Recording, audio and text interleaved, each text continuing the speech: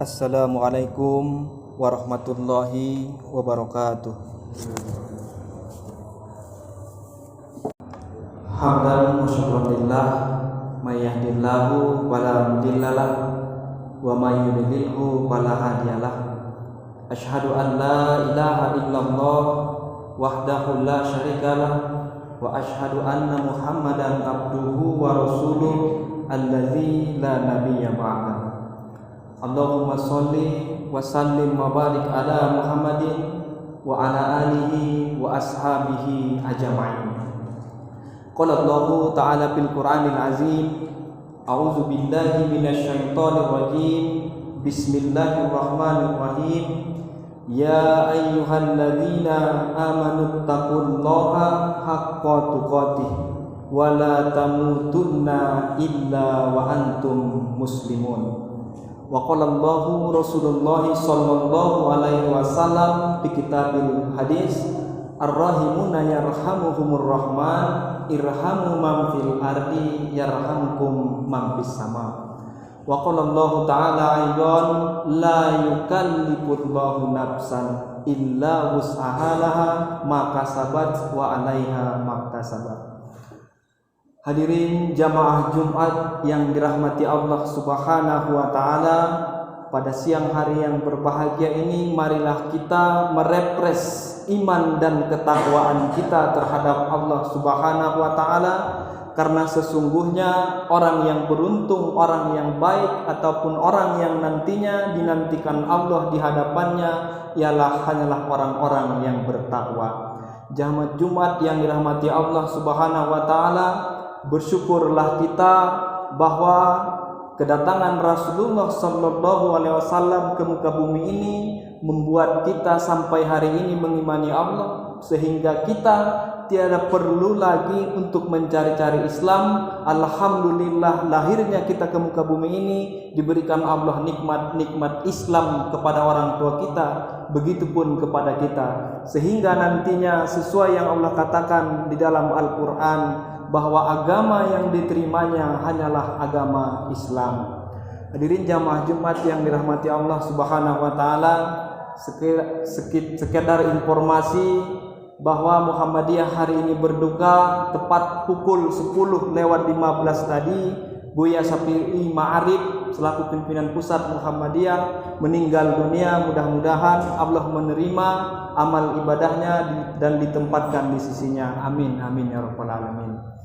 Hadirin jamaah Jumat yang dirahmati Allah Subhanahu wa taala, pada hari ini Khatib ingin menyampaikan dalam khutbah yang singkat ini, pernah suatu hari ketika selesai sholat Idul Fitri di bulan Syawal, Rasulullah mengucapkan kata amin sampai 3 kali, sehingga membuat sahabat bertanya, "Ya Rasulullah, kenapa engkau mengucapkan amin 3 kali?"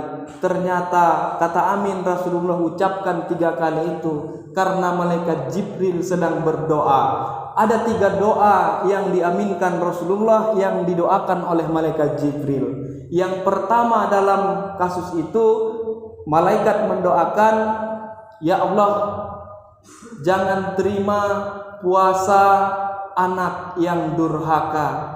Amin, kata Rasulullah SAW. Tentu kita semua belum tentu jadi ayah, akan tetapi kita semua sudah pasti menjadi seorang anak.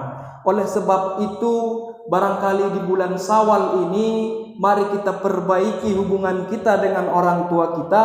Kalau kita selaku orang tua, mari kita ajarkan anak kita agar mendekatkan diri kepada Allah, agar nantinya jangan lagi sampai dengan kejadian ma ta'kuluna min ba'di, akan tetapi harusnya kita ma ta'buduna min ba'di. Kita harus mengajarkan kepada anak kita, apa yang akan engkau sembah setelah saya tiada. Jangan kita mengajarkan kepada anak kita, apa yang engkau makan kalau saya tiada. Inilah salah satu keliru-keliru di dalam masyarakat kita pada umumnya. Kebanyakan di antara kita itu masih memikirkan duniawi tanpa memikirkan investasi akhirat yang sudah Allah berikan amanah yang besar kepada kita. Hadirin jamaah Jumat yang dirahmati Allah Subhanahu wa taala, tentang anak ini Allah sudah mengajarkan memberikan pelajaran kepada kita melalui Al-Quran, Kitabullah, yang merupakan mapping bagi kita, yang merupakan petunjuk bagi kita. Di dalam surah Luqman sangat banyak Allah ceritakan, yang menceritakan bagaimana cara kita mendidik anak. Tentu karena inilah barangkali makanya malaikat mendoakan, jangan menerima Allah itu, jangan menerima puasa orang-orang ataupun anak-anak yang durhaka kepada orang tuanya. Hadirin jamaah Jumat yang dirahmati Allah Subhanahu wa taala. Tentang anak ini, hari ini kita sangat banyak kalau kita lihat di masyarakat, berlomba-lomba kita ingin memasukkan anak kita ke rumah tahfiz, kemudian penghafal Al-Quran. Alhamdulillah, ini sangat menguntungkan bagi kita. Alhamdulillah, inilah merupakan investasi akhirat kita. Akan tetapi jangan salah hadirin, ada beberapa kejadian di zaman Rasulullah sendiri. Pernah suatu ketika Rasulullah ingin membagi harta rampasan perang setelah perang selesai, hadirin. Rasulullah ingin membagikan harta rampasan perang ini. Ketika dia sudah bagi-bagikan kepada sahabat yang berjasa di dalam peperangan itu, maka ada satu sahabat yang menerobos sampai ke depan Rasulullah mengatakan, "Ittaqullaha ya Rasulullah," kata sahabat ini. Rasulullah di situ terdiam. Begitulah akhlaknya Rasulullah ketika beliau itu dihadang oleh sahabat sendiri yang pada saat itu, kalaulah kita tanya apakah lebih bertakwa sahabat ini daripada Rasulullah, sehingga sampai gemetaran tangannya Khalid bin Walid yang merupakan pedangnya Allah, Saifullah, memegang pedangnya ingin mengatakan kepada Rasulullah, "Ya Rasulullah, beri saya perintah, akan saya tebas kepala orang yang mengatakan ittaqullah ini kepadamu."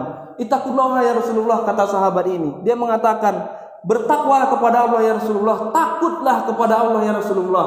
Sehingga tak lama kemudian turunlah wahyu yang mengatakan kepada Rasulullah, akhir zaman nantinya, suatu saat nantinya akan turun, akan ada sekelompok orang dari keturunan sahabat yang mengatakan ittaqullah ini. Dia akan memperalat ayat-ayat Allah, dia akan memperalat Al-Quran. Untuk apa? Akan jauh dari sunnah-sunnahnya Rasulullah. Maka dari situ perlu kita berwaspada. Mari kita cek, mari kita jaga rumah tahfizul Quran kita. Guru-gurunya seperti apa? Jangan sampai nanti hanya mengajarkan untuk menghafal Al-Quran, tapi attitude-nya jauh dari peradaban Islam. Jangan sampai nanti kita sudah mempercayakan anak-anak kita titipkan di rumah tahfiz Quran, ternyata akhlaknya jauh dari akhlak Al-Quran. Kenapa? Karena memang banyak di antara kita, mungkin di antara pejabat-pejabat kita, jangankan satu ayat, bahkan sampai 30 juz dia hafal Al-Quran. Akan tetapi itu tidak menjamin kehidupan dia, itu tidak menjamin attitude dia yang baik. Karena kenapa? Karena dia tidak memahami Al-Quran. Dia hanya menghafal Al-Quran itu sendiri. Apalagi mungkin yang dihafal hanya bahasa Arabnya, tidak tahu maknanya. Untuk apa? Itulah nanti seperti burung beo, hanya mengatakan tapi tidak tahu artinya. Hadirin jamaah Jumat yang dirahmati Allah Subhanahu wa taala.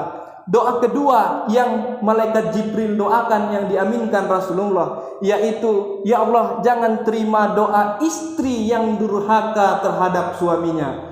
Jamaah Jumat yang dirahmati Allah Subhanahu wa taala, bagi kita yang sudah memiliki istri maupun bagi kita yang belum memiliki istri, tentunya mari kita ingatkan istri kita, sehingga nantinya jangan sampai beliau terjerumus ke dalam neraka, sehingga nantinya kita juga yang Allah bawa ke dalam neraka gara-gara istri kita. Kenapa? Jangan sampai kejadian seperti yang diceritakan para ustadz-ustadz di dalam setiap dakwahnya. Nantinya di saat hisab ada seorang anak yang ingin dihisap oleh malaikat, dan sebelumnya seorang ayah yang dihisap. Sebelum anak ini dihisap, ayahnya dulu dihisap. Ayah ini dihisap, amalnya bagus, ibadahnya bagus, sedekahnya bagus, zakatnya bagus, maka sudah pastilah dipastikan malaikat ini ayah pasti masuk surga. Akan tetapi setelah ini malaikat menghisap seorang anak muda Dan anak muda ini ketika dilihat amalnya di dunia hanyalah orang yang durhaka, hanyalah orang yang berpoya-poya, hanyalah orang yang melakukan maksiat, mencuri dan lain sebagainya, yang melakukan kemungkaran-kemungkaran.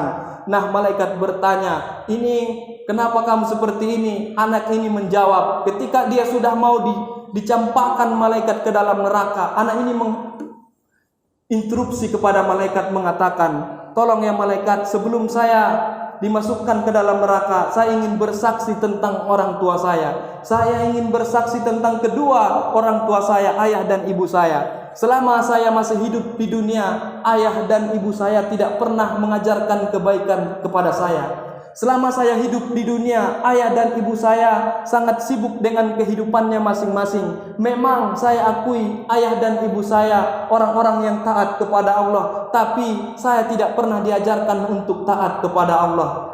Ya malaikat, di dunia saya tidak pernah diajarkan untuk sholat. Ya malaikat, di dunia saya tidak pernah diajarkan untuk zakat. Di dunia saya tidak pernah diajarkan untuk mengamalkan Al-Quran.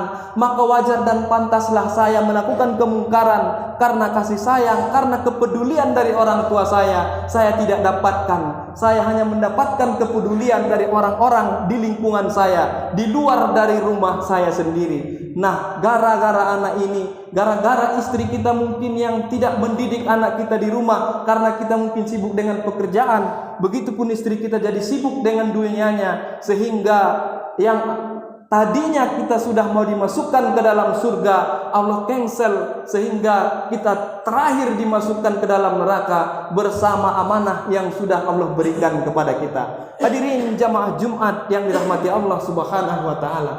Mudah-mudahan ini jauh dari kita, sehingganya kita bisa mengingatkan istri kita, bisa mengingatkan anak-anak kita untuk mendekatkan diri kepada Allah Subhanahu wa taala. Kemudian yang terakhir hadirin, doa yang ketiga malaikat doakan, jangan terima puasanya orang-orang yang tidak memaafkan saudaranya ya Allah, kata malaikat. Amin, kata Rasulullah. Di momen Syawal ini yang di Indonesia sering disebut dengan kata halal bihalal, maka Hatib mengucapkan kepada kita, taqabbalallahu minna wa minkum minal aidin wal faizin, mohon maaf lahir dan batin. Mana tahu mungkin dari diri Hatib pribadi yang sangat banyak salah ini, maka Hatib memohon maaf kepada kita semua. Mudah-mudahan nantinya kita sama-sama saling memaafkan. Doa yang ketiga yang malaikat sampaikan ini dan diaminkan oleh Rasulullah, sahabat dan jamaah Jumat sekalian, mudah-mudahan orang yang memberi maaf akan lebih diutamakan Allah memperhatikannya dibandingkan orang yang meminta maaf. Kenapa? Karena lebih sulit memberi maaf dibanding meminta maaf. Maka dari situ, sebab dari situ mudah-mudahan di momen Syawal ini yang dikatakan silaturahim ke sana kemari, di momen Syawal ini yang kita kembali ke sarapan bersama ataupun kembali ke fitri bahasa Arabnya. Kemudian mudah-mudahan dari sini dengan memberi makan saudara-saudara kita, mengajak makan ke rumah kita, datang kita ke rumah saudara kita makan, mudah-mudahan ini membuat momen kita untuk menjadikan kita semakin dekat. Ini menjadikan kita semakin saling maaf memaafkan. Karena hadirin jamaah Jumat yang dirahmati Allah Subhanahu wa taala, kalau kita meminta maaf kepada orang yang tidak bersalah ataupun kepada orang yang tidak bersalah sama kita, ataupun kita tidak pernah bersalah kepada orang itu sangat mudah. Akan tetapi mudah-mudahan mari kita pelajari di bulan Syawal ini, mari kita datang ke rumah orang yang kita punya salah besar kepadanya. Kira-kira sanggup gak kita? Kira-kira mampukah kita mengatakan mohon maaf lahir dan batin kepada saudara kita yang sesama muslim, kita yang masih punya hutang, masih punya salah, mungkin yang kekeliruan, miskomunikasi dan lain sebagainya kepadanya. Maka mudah-mudahan bulan Syawal ini mengantarkan kita ke situ, sehingga ke depan berlakulah kepada kita hadis al-mu'minu lil mu'minina yasudduhu kalbunyani ba'dahum ba'dahu itu, yang mana kita selaku umat muslim harusnya muslim yang satu dengan yang lainnya harus bagaikan bangunan yang saling kuat menguatkan. Dalam khutbah yang singkat ini, inilah barangkali yang bisa Hatib sampaikan. Mudah-mudahan kita mendapat keberkahan, mudah-mudahan ada yang bisa kita ambil dari khutbah yang singkat ini. Barakallahu li wa lakum fil Qur'anil azim wa nafa'ani wa iyyakum bima fihi minal ayati wa zikril hakim wa taqabbala minni wa minkum tilawatahu innahu huwal ghafurur rahim.